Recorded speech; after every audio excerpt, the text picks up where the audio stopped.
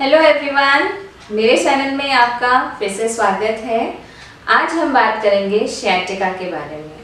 अगर आपके डॉक्टर ने आपको बताया है कि आपको सियाटिका की प्रॉब्लम है या फिर अगर आपको कुछ ऐसे सिम्टम्स हैं जो सियाटिका से मिलते जुलते हैं, आपके पैरों में पेन आ रहा है, तो ये मेरा वीडियो आप लास्ट तक ज़रूर देखिएगा, क्योंकि इस वीडियो में मैं आपको बताऊंगी कि सियाटिका क्या होता है, क्यों होता है, क्या क्या इसके रिस्क फैक्टर्स होते हैं, इसमें आपके क्या सिम्टम्स होते हैं और क्या इसका ट्रीटमेंट प्लान होता है। तो सियाटिका क्या होता है? जो हमारी सियाटिक नर्व होती है, जो पैरों के नीचे ये ट्रैवल करती है, जो उसका पेन जो रेफर करता है हमारे नीचे पैरों में, बेसिकली पोस्टीरियर साइड में, उसको हम सियाटिका कहते हैं। सियाटिका जानने से पहले मैं आपको एक बात बताना चाहूँगी कि कोई भी पेन जो आपको पैर में रेफर कर रहा है, कोई ज़रूरी नहीं है कि आपको सियाटिका ही है। तो इसके लिए हमको ये समझना बहुत ज़रूरी होता है कि सियाटिका क्या होता है, सियाटिका कैसे होता है। तो जो हमारी सियाटिक नर्व होती है वो सबसे लंबी और सबसे चौड़ी, सबसे स्ट्रॉन्गेस्ट नर्व होती है। हमारी कमर से शुरू होती है, लोअर बैक से, लंबर और सेक्रम से, फिर ये पीछे की तरफ हमारे बटक्स में ट्रैवल करती है, फिर नीचे पोस्टीरियर साइड थाई में, और ये जैसे नी के जस्ट नीचे वो दो पार्ट्स में डिवाइड होती है और फिर ये फुट तक हमारी ट्रैवल करती है।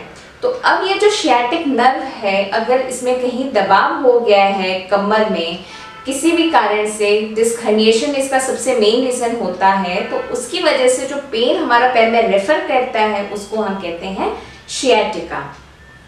अब कि ये सियाटिका क्या होता है, क्या क्या इसके कारण होते हैं। तो जो सियाटिका होता है वो उसका जो पहला मेन कारण है दैट इज स्लिप डिस्क, जिसको हम डिस्क हर्निएशन कहते हैं मेडिकल टर्म में, या फिर प्रोलैप्स इंटरवर्टिबल डिस्क कहते हैं।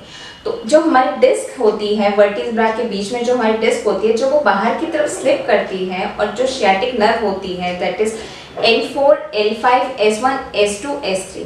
तो जो सबसे कॉमन जो एरिया होता है सियाटिक नर्व के इम्पिंजमेंट का वो होता है L4, L5 या L5, S1।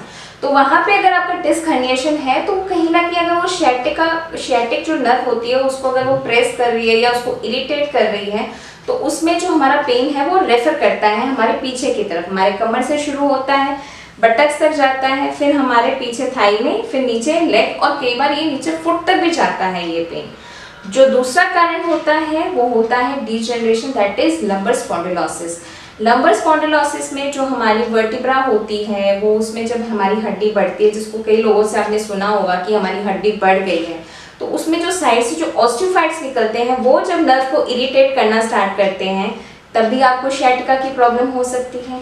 तीसरा रीजन है that is spinal stenosis, lumbar spinal stenosis. Spinal stenosis होता है जो हमारा स्पाइनल कॉर्ड जो जहाँ जिस एरिया से जाता है, वो जब एरिया हमारा नीचे कंप्रेस हो जाता है, तो वो जब सियाटिक नर्व को इंपेंज करता है, तो उसकी वजह से भी आपको सियाटिका की प्रॉब्लम हो सकती है। तो ये कुछ कारण है जिसकी वजह से आपको सियाटिका की प्रॉब्लम हो सकती है। अब आपको पता कैसे चलेगा कि आपको सियाटिका की ही प्रॉब्लम है? तो इसमें क्या होता है, सबसे जो पहला सिम्टम होता है वो होता है पेन। और पेन जो है कई बार कमर में या बटक तक रहता है, और जो इसका पेन होता है शूटिंग पेन होता है।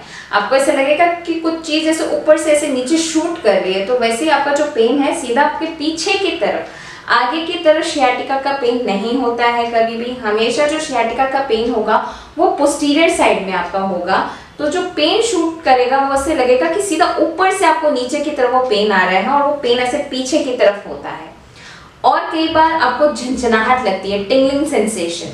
तो जो भी ये नर्व रूट होता है हमारे पीछे की तरफ, वहाँ पे आपको झंझनाहट सी लगेगी, या फिर नमनेस, आपको सुनपन भी लग सकता है अपने पैरों में, या फिर ऐसे लगेगा जैसे इलेक्ट्रिक शॉक सा जैसे लगता है, उस तरह का भी पेन हो सकता है, या फिर जैसे चींटियाँ काट रही है। तो ये कुछ इसके सिम्टम्स हैं, ये पेन के कुछ सिम्टम्स हैं सियाटिका के। अच्छा, जो ये आपका सियाटिका का पेन है ये आपका ऑन एंड ऑफ भी हो सकता है, मतलब आता जाता रहेगा, या फिर आपको कॉन्स्टेंटली आपको पेन है वो होता रहेगा, वो आपके पूरे पैर में। दूसरा जो इसका सिम्टम है वो होता है इसमें मसल वीकनेस, पैरों में आपको बहुत वीकनेस सी भी लगने लग सकती है इसमें। जो ये सियाटिक नर्व की प्रॉब्लम है ये आपको एक पैर में भी हो सकती है या ये दोनों पैरों में भी हो सकती है। यूजुअली ये एक पैर में ही होती है इसकी प्रॉब्लम ज़्यादा। और ये जैसे हम कई बार कफ करते हैं, स्नीज करते हैं, तब भी हमको वो शूटिंग पेन फील हो सकता है। अब सियाटिका के क्या क्या रिस्क फैक्टर्स होते हैं, तो सबसे जो कॉमन है वो होता है मोटापा। जिनका वजन ज़्यादा होता है तो उसमें भी ये प्रॉब्लम ज़्यादा होती है।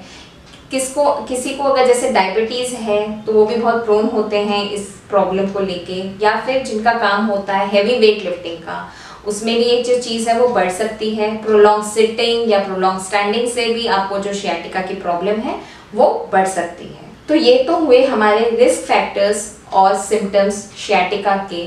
अब हमको कंफर्म करना है कि हमको सियाटिका की ही प्रॉब्लम है। तो जब आपका पैरों में पेन आता है तो आप अपने डॉक्टर के पास जाते हैं, तो आपसे एक्सरे करवाएंगे, एमआरआई, सीटी स्कैन। तो ये कुछ टेक्निक्स है जिससे आपका कंफर्म होता है कि आपको सियाटिका जो है वो किस रीजन की वजह से है, कि आपका डिस्क हर्निएट हुआ है या स्पाइनल स्टेनोसिस है या फिर आपकी डीजनरेशन हो रही है वर्टिब्रास में। तो इससे आपको कंफर्म होगा कि सियाटिका की ही प्रॉब्लम है आपको और किस वजह से आपको प्रॉब्लम है। फिर आता है इसका ट्रीटमेंट प्लान। ट्रीटमेंट प्लान में पहला होता है कंजर्वेटिव ट्रीटमेंट। इसमें क्या होता है कि जो डॉक्टर्स होते हैं वो आपको मेडिसिन प्रेस्क्राइब करते हैं। मेडिसिन में भी जो डॉक्टर्स होते हैं वो एंटी इन्फ्लामेटरी ड्रग प्रेस्क्राइब करते हैं, पेन किलर्स होती हैं और कुछ सप्लीमेंट्स देते हैं कैल्शियम के, विटामिन D3 के। और फिर इसके बाद आता है इसका फिजियोथेरेपी पार्ट। फिजियोथेरेपी पार्ट में जो आपका फिजियोथेरेपिस्ट होगा वो आपको लगाएगा कुछ मोडालिटीज से आपका जो पेन होता है वो कम होगा। और फिर उसके बाद हमारा जो मेन जो एम होता है वो होता है मसल स्ट्रेंथनिंग का, मसल स्ट्रेचिंग का। तो जिसकी वजह से आपकी जो पैरों में जो आपको वीकनेस फील होता है वो आपकी ठीक होगी और जो प्रॉब्लम जो है वो आगे परसिस्ट नहीं करेगी और आगे बढ़ेगी नहीं।